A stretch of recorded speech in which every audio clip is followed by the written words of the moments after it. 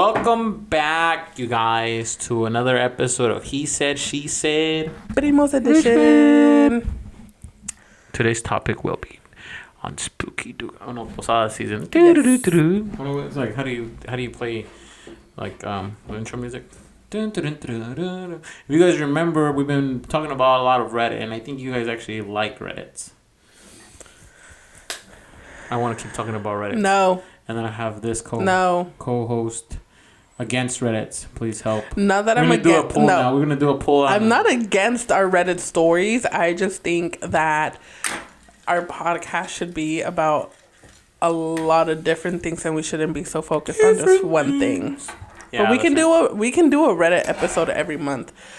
Every month? That's boring. I always forget to do every week. Let's do one every week. No. Okay. Well, guys. So the topic for today is Posadas. I like Posadas. Yes, you're gonna be hosting one. There's a lot of misunderstandings on Posadas. Yeah. Actually, we have some friends and we invited them to our Posada. Mm-hmm. And they're like, "Oh yeah, we've been to a Posada before." I'm like, "Yeah, how did you guys like it?" She's like, she and he, the husband and the wife, were like, "Well, like it was like a kind of a Jenny Rivera kind of Posada." What? Yeah. Huh? Like drinking and tequila and stuff like that. That's just not a Posada. That's not a Posada. And I was like, well, let me explain to you what a Posada is. So then we told them. They're like, yeah, that wasn't a Posada. Then that was a borrachera. So, Posadas, for those who don't know, or it's actually a Catholic kind of thing, right? Yes, it is Catholic. Yeah. Mm-hmm. So, a Posada is basically Mary when she was pregnant and she was going around with Jose, the dad. Mm-hmm. And she obviously got pregnant because of the Holy Spirit. Some people have some other opinions on that. And then she was basically asking Posada at different houses. So she was asking I think it's 9 days. 9 days, I think so. So all the way up to the 24th of December. The birth of Jesus Christ, our Lord and Savior. Yeah, so basically what we do is, or the way up Posada, well, here in the United States, there's a perspective of the ones in Mexico. Versus the one here. Because obviously, like, here, people are more like... You guys know how it is. It's more smaller and more, I feel like... Well, they could become big, and they are kind of big sometimes, and it depends on the people that you invite. But never as big as how it is in Mexico. Yeah, Mexico was like everybody, like the whole rancho or pueblo would kind of come through and just kind of like... in Mexico, it's a little different, and it's actually nicer. But the one we kind of do here is, like, obviously, we find 9 people to host... Posada. Mm-hmm. And then first things first, obviously we pray, which my wife Jessica is the one that prays. And then once that prayer is over, it's about a 30 to 40 minute prayer. Once that prayer is over, then we basically go outside of the house and then vamos a pedir posada, which we just kind of walk and sing the Mexican or the traditional songs, like Mi Burrito Sabanero, Beben y beben los peces en el río. Caminos de Belén? There's also... No, that one isn't... ¿Cómo se llama? ¿Sí? No, the Beben y beben los peces... Caminos de Belén. Que los ángeles tocan. And then con mi burrito sabanero voy caminos a Belén. Have you guys seen... Is it one of the intro? No, I was going to say, if any of the listeners have seen that, I think it's a Walmart commercial that has that song playing right now. Really? I think, yeah, and that's why it's been stuck in my head right now. So we basically walk to a different house across the street. We tell the neighbors, like, hey, we're going to come and knock on the doors. We're going to sing some Christmas carols. Oh, you tell Well, yeah, because then they're going to think we're freaking crazy. Everybody walking down the street with candles and like, with those, like, magical sticks and your little lights.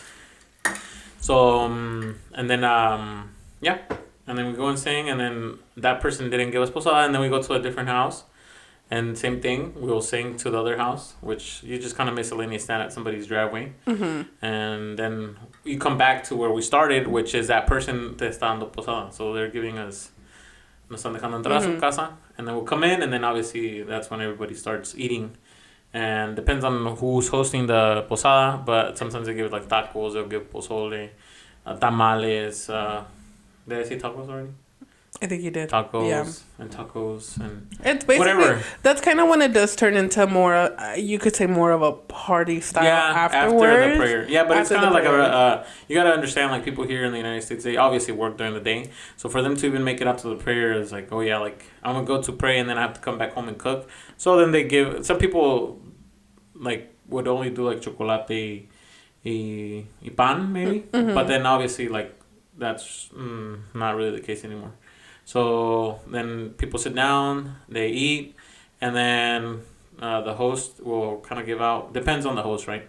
But we'll give out like candy bags, and then if they want, they have like a piñata, and they can come on a piñata afterwards, and just kind of things like that. And it's actually pretty fun and cool. So then after they do that, and then everybody starts heading out, and then it happens again the next day. For the next 9 days.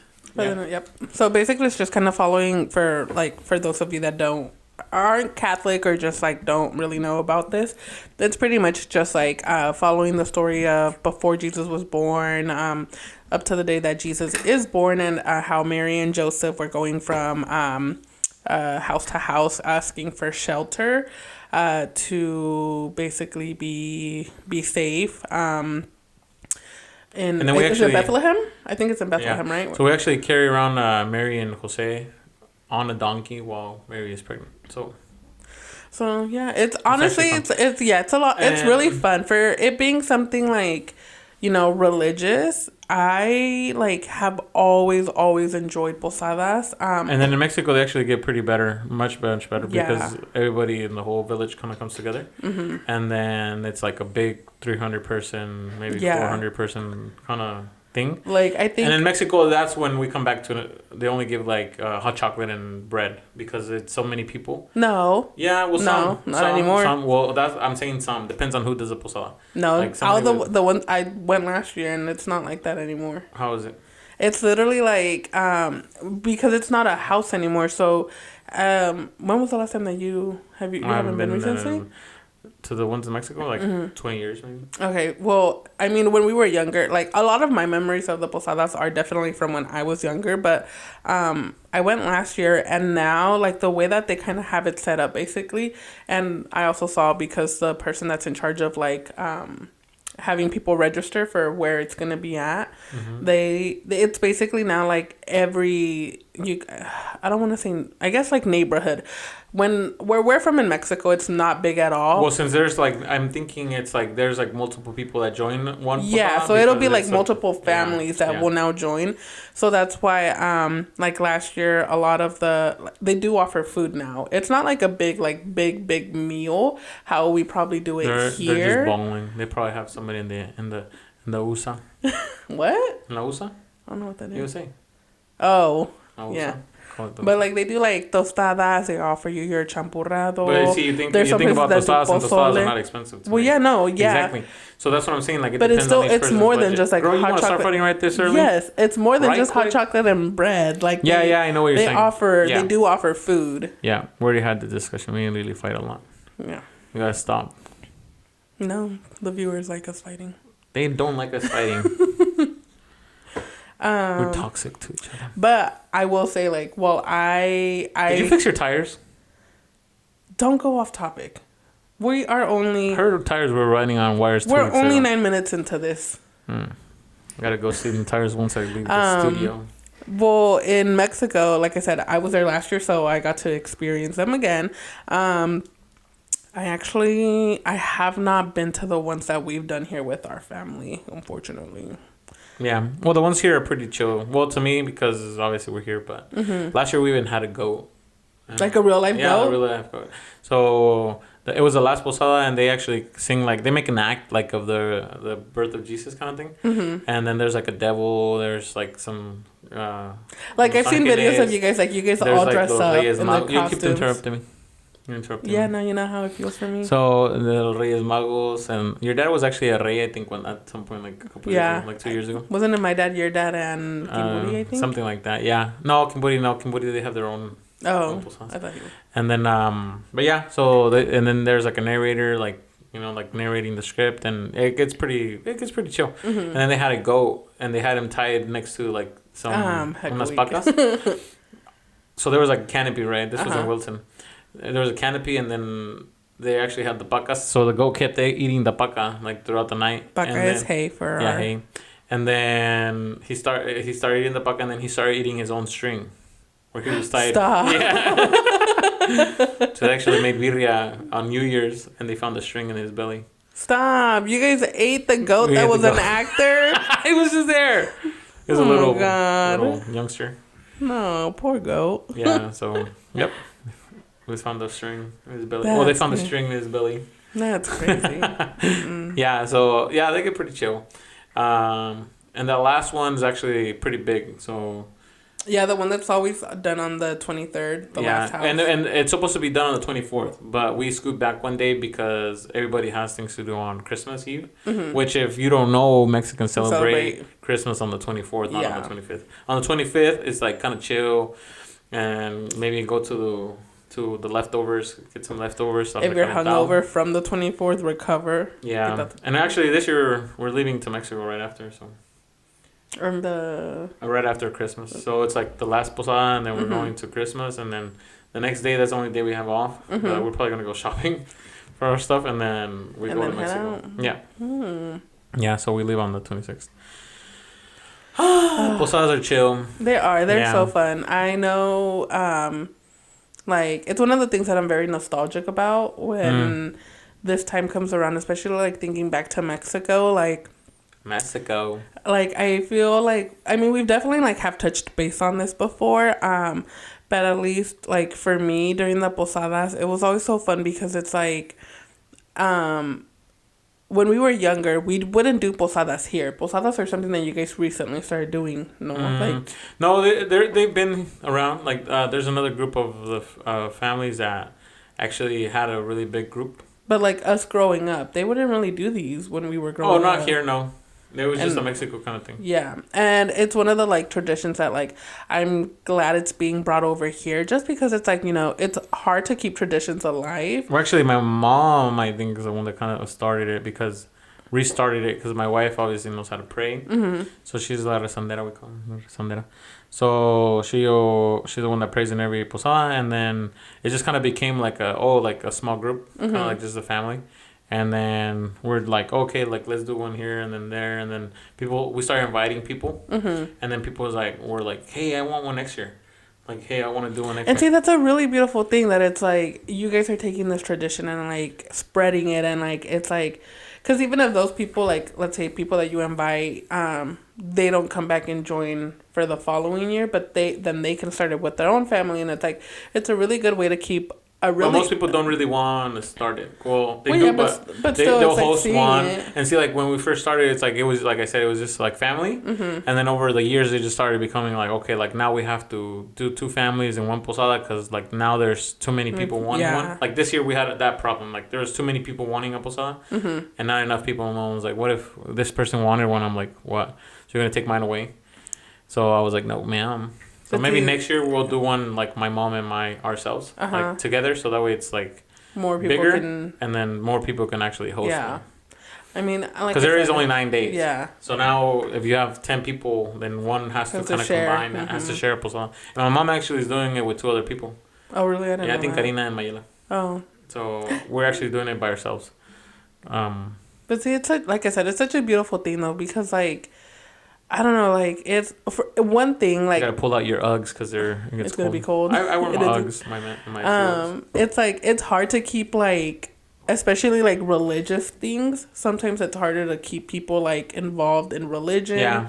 And not to say that, like, at least me personally, like, I'm Catholic. I believe in God and all of that.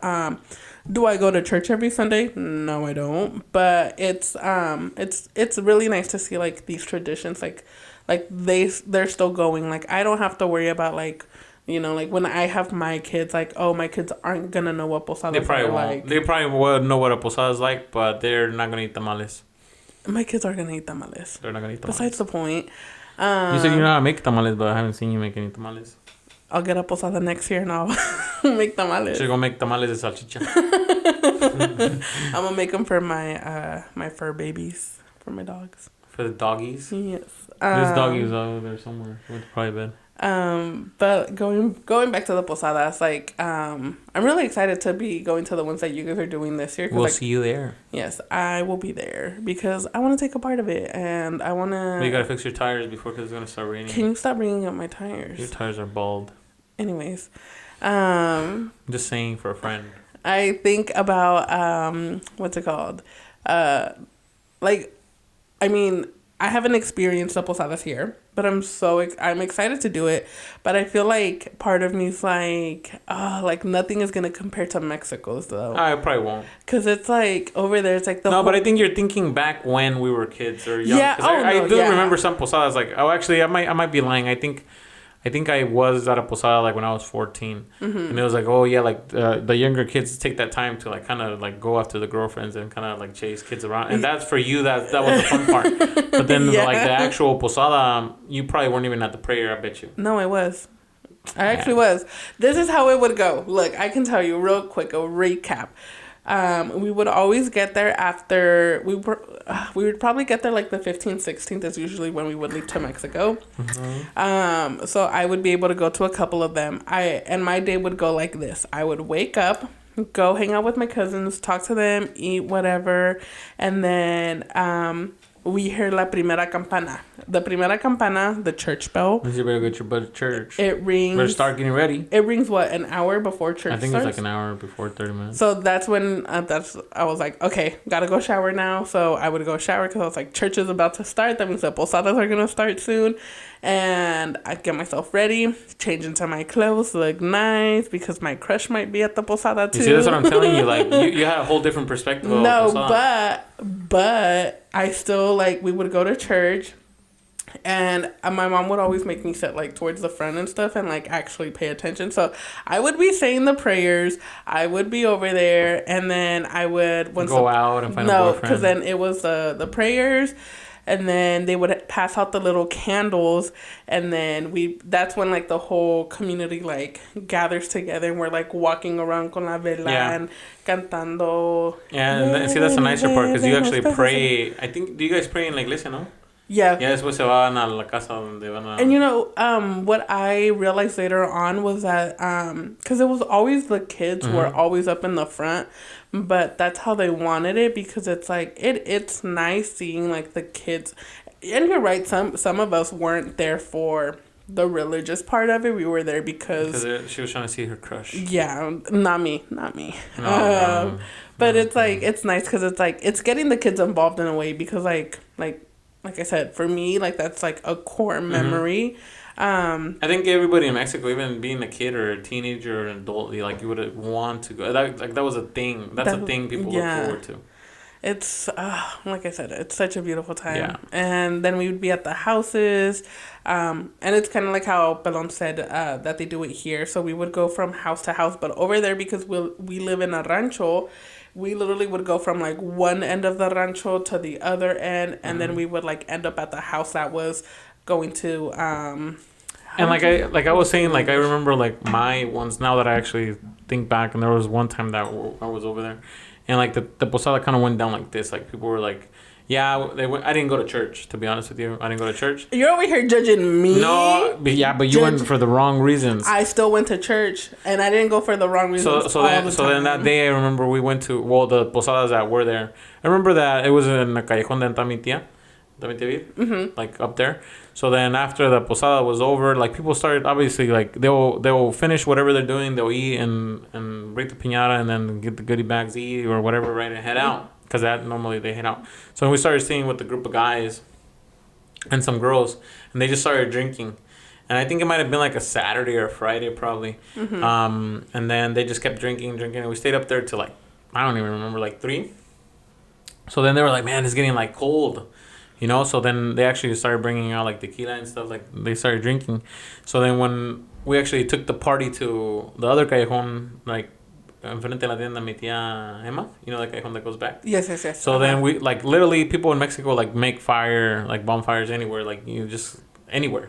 So that time somebody went and stole a hay pack, una paca, to burn it. So then they started burning the paca, and they started getting, just to kind of warm each other up, right? Because it was a little cold. So then I remember that when the paca started running out, they're like, shit, we have to find some firewood. So they started looking for firewood and they actually found some somewhere. I don't know where. But there was like, like sometimes like smaller logs will burn faster. And then the thick ones kind of stay warm. Mm-hmm. So then that guy, he found a little bit of everything. But there was that big one. So we were chilling there. Like I said, it probably might have been like later, like 3 or 4. It had to be late. So everybody started heading out, and they're like, what do we do to the fire? Because it was still running, and then people in the morning actually drive out of that callejon. Yeah. So I don't know whose idea it was. So they threw that log, the big one. Uh-huh. They threw it on top of the store that's right next to it. You're lying. No, so it was a burning log. Like it was not burning. It was just kind of like smoking. That's burning, but yeah, it was burning, but it was smoking. So I don't know why the hell. I was there, but I guess I wasn't. Pelon. Well, I didn't throw it up there, like. But you were there, yeah. Like. So then they threw the log up to the roof, and then everybody headed out. Like we all left. So then in the morning, like there was a big scandal that the tienda was on fire. And the store didn't burn, but people got scared because they kept seeing smoke come out of the rooftop, and people thought that it was a log. It was a log that was kind of like, because like I said, we left like 4 a.m, and normally at stores in Mexico they open like 5 or 6 in the morning. And La Tienda de mi tío Ruben's like literally across the street from there. So I think they even called the bomberos or something. So they called the store owner because whoever had the store at the moment. Well, obviously they weren't there because I think they only sold like licuados and stuff. So they opened a little later during the day. And mi tío, since he was there like to open the store, he saw it. So everybody started panicking, saying that the store was on fire. The store's on fire, and like the freaking log was like just smoking, like slowly smoking. So yeah, it became a deal. So, oh my God. And if he listens to it, he'll probably remember, or they'll agree to it. Yeah. So, yeah. That's correct. There was like 4 or 5 of us there. Rafa was there too. We're over here like, this is such a holy holiday spirit, all of this. And you're over here burning a house, burning a store down. I remember Rafa was there. His sister was there. Well, yeah, it was always like, you like, it's funny because it's like, we grew up together, but it's like, we were like at least our age gap, where it's like you had your little like group. Nah, you just hanged out with innocent people, and I didn't. You think we were innocent? Well, more innocent, I guess. No, we were just younger. Just a little bit more innocent. Sure. You don't even know. Sure, we'll get into our more crazy Mexico stories. No, I'm married. All of a sudden.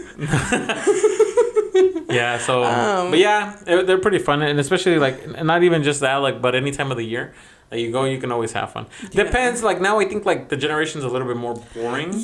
I wouldn't say boring. I think boring. Just no. I wouldn't say boring. It's because I still had fun. But it's definitely very different. But we also have to see it that it's like we're also older now. So it's like we don't have that like childlike mentality where we can find enjoyment in everything like that. No. Let me tell you. No. Okay, fine. Tell me. Let me see. Let me see if I agree. Let me tell you my point of view. My point of view, I was born in 1993. I still got a little bit of that wildlife, like no Nintendo, no TV, no phone, obviously. And we were wild. Like I used to like fall off of my bike in Mexico and like scratch my knees and just kind of like wipe it off and keep going. And we're always outside. Like the kids that we used to hang out with, obviously we're now all in our 30s, I would say, like 35s to like, I would probably say I'm one of the youngest ones from our age group. And then obviously then it was you guys. But I think we probably had one of the best ones, and you might have had a little bit of it too. But then anything after you or before, well, I would say anyone from 25 now and under kind of got the boring side. I would disagree. Because it's 5 years. Look, listen. No, but the reason why I disagree... 2000 Nintendos and everything started coming out. I disagree because Mayrin still got to enjoy it. Mayrin is only 20. She's only 20 and she still enjoys Posada. She likes doing but I'm talking about like the wildlife in Mexico.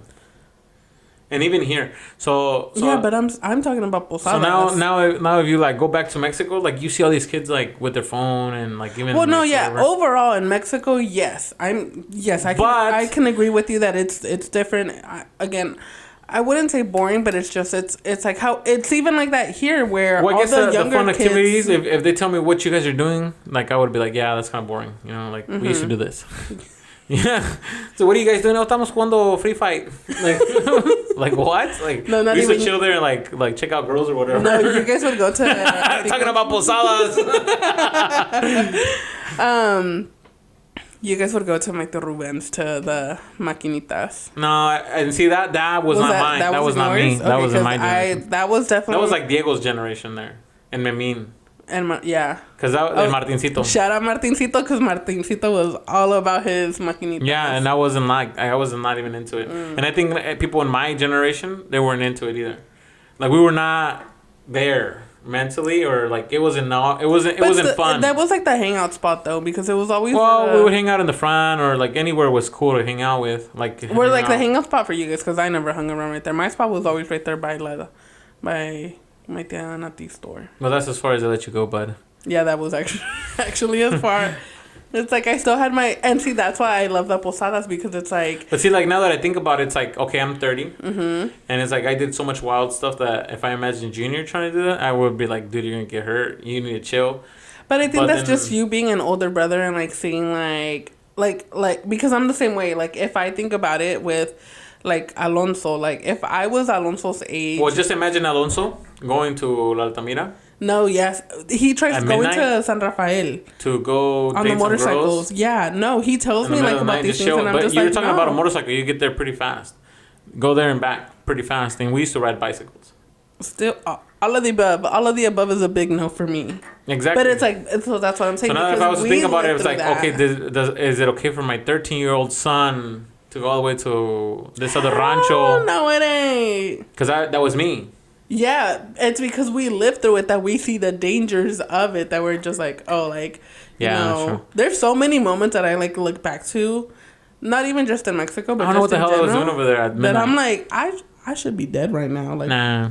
No, I've definitely had those moments. But back to Las Posadas, I will say that it's like, how you said that, it was, so my tienda store for, many of you that probably don't know how the layout of our rancho is. Yeah.